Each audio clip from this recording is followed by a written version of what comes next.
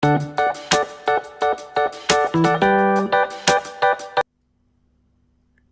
learners, today I have brought a genuine content on COVID-19 that may be used for writing an essay, an article and for a speech. This is also a great content that would help you in preparing this topic for any competitive exam. So let's start.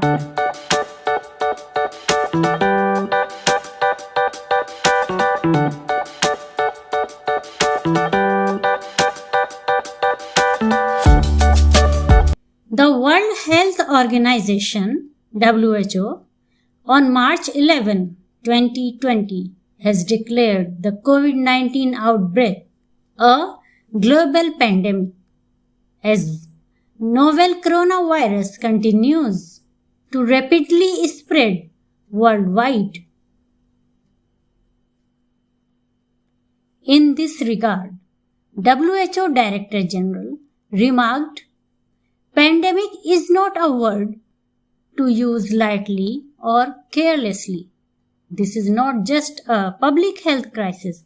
It is a crisis that will touch every sector. So, every sector and every individual must be involved in the fight."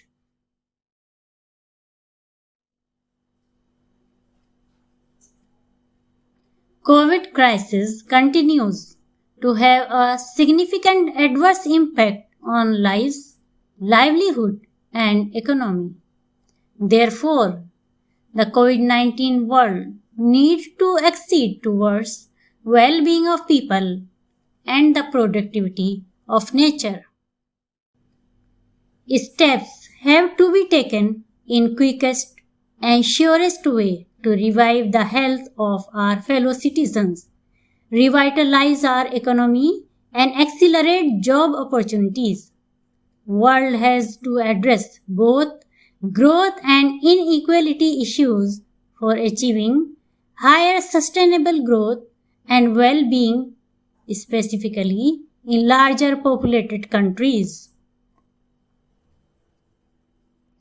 All nations, big or small, must have to pay attention towards building up an international cooperation to provide bridge between global entities such as WHO, FAO, Red Cross, etc., and local institutions.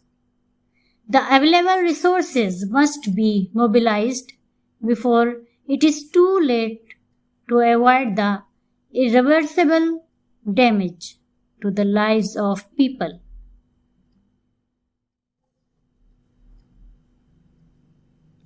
Political coordination is much needed aspect during this pandemic.